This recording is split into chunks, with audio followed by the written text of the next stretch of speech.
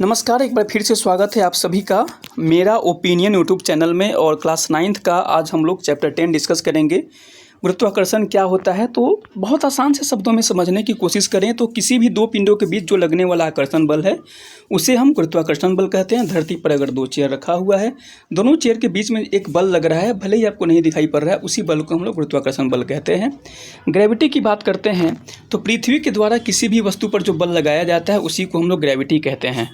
और गुरुत्वाकर्षण का सार्वत्रिक नियम यूनिवर्सल लॉ ऑफ ग्रेविटेशन क्या होता है, ये न्यूटन के द्वारा प्रतिपादित किया गया था कि किसी भी दो पिंडों के बीच जो लगने वाला आकर्षण बल होता है वो उसके द्रव्यमान के गुणनफल के समानुपाती और उसके दूरी के वर्ग के व्युत्क्रमानुपाती होता है। F बराबर G/m/d², यह फॉर्मूला है, यहाँ पर मैथमेटिकली दिखाया गया है, यह आप देख सकते हैं। कैपिटल G का ऐसा यूनिट होता है न्यूटन मीटर स्क्वायर किलोग्राम-2 और कैपिटल G का वैल्यू होता है 6.673 मल्टीप्लाइड बाय 10⁻11, यह याद रखिएगा। इस नियम का महत्व अर्थात कहाँ कहाँ पर इसका उदाहरण देखने को मिलता है सार्वत्रिक नियम का महत्व के रूप में स्क्रीन के ऊपर आप देख सकते हैं। फ्री फॉल क्या है, तो याद रखिएगा, जब भी कोई वस्तु किसी ऊंचाई से केवल पृथ्वी के गुरुत्वाकर्षण बल के प्रभाव में गिर रही होती है उसे हम लोग फ्री फॉल या मुक्त पतन कहते हैं।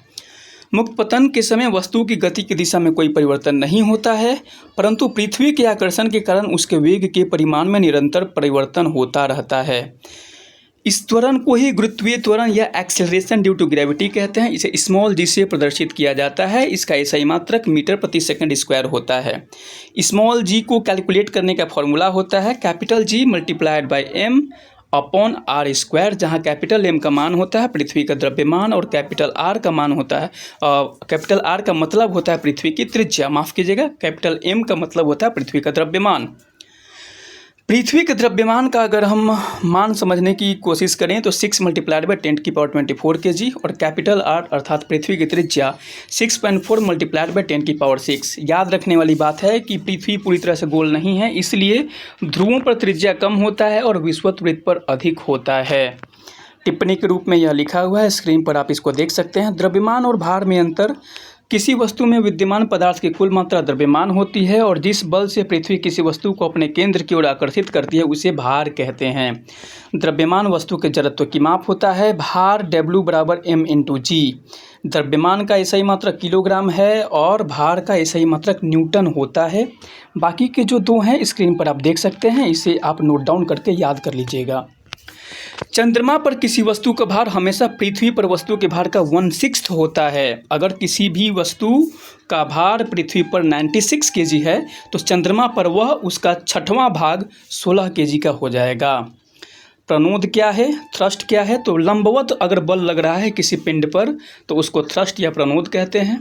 और दाब क्या है, तो प्रति एकांक क्षेत्रफल पर लगने वाले प्रणोद या थ्रस्ट को ही हम दाब कहते हैं। कैपिटल P बराबर F/A, यह फॉर्मूला होगा। इसको पास्कल, इसका एसआई मात्रक इसलिए है क्योंकि ब्लेस पास्कल ने इसको बताया था। न्यूटन प्रति मीटर स्क्वायर भी इसका एसआई मात्रक होता है। इसका एग्जाम्पल समझने की कोशिश करेंगे। स्कूल के बैग की पट्टियां चौड़ी बनाई जाती हैं ताकि कंधे पर क्षेत्रफल बढ़ने से दाब कम लगे और भारी बैग उठाना आसान हो। कील का सिरा नुकीला होता है ताकि कम क्षेत्रफल पर अधिक दाब लगे और वह आसानी से धंस जाए। रेगिस्तान में ऊंट आसानी से चल पाते हैं क्योंकि उनके पैर चौड़े होते हैं जिससे रेत पर दाब कम पड़ता है। रिलेटिव डेंसिटी की बात हम करेंगे, उसके पहले हम लोग बुयांसी जान लेते हैं। जब भी किसी वस्तु को किसी तरल द्रव में डुबोया जाता है तो तरल उस वस्तु पर ऊपर की ओर एक बल लगाता है। इस ऊपर की ओर लगने वाले बल को ही हम बायोएंट फोर्स कहते हैं। इस परिघटना को उत्प्लावकता कहते हैं। आर्किमिडीज का सिद्धांत अगर जानने की कोशिश करें तो जब किसी वस्तु को किसी तरल में पूर्ण या आंशिक रूप से डुबोया जाता है तो वह ऊपर की दिशा में एक बल का अनुभव करती है जो वस्तु द्वारा हटाए गए तरल के भार के बराबर होता है। आर्किमिडीज प्रिंसिपल का कई जगह पर प्रयोग किया जाता है, उदाहरण आप देख सकते हैं स्क्रीन के ऊपर, नोट करके इसे याद कर लीजिएगा।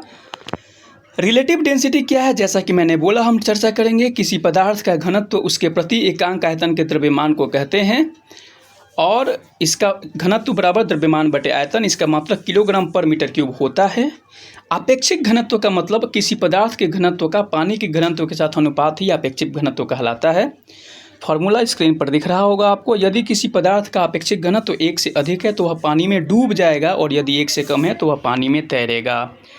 इस तरह से यह पूरा का पूरा नोट्स आप देख करके नोट डाउन करके याद कर सकते हैं। आशा करते हैं आपको यह पसंद आया होगा। अगर आपके मन में कोई प्रश्न है कमेंट में आप लिख सकते हैं। मैं पूरा कोशिश करूंगा कि मैं उस प्रश्न का जवाब दूं, चाहे वीडियो के माध्यम से या फिर एक नया वीडियो बना करके हम एक फिर से लेकर के आएंगे आप सभी के सामने। और किस विषय पर आप वीडियो चाहते हैं आप हमें बता सकते हैं कमेंट्स के माध्यम से। आज के लिए इतना ही। Thank you. जय हिंद।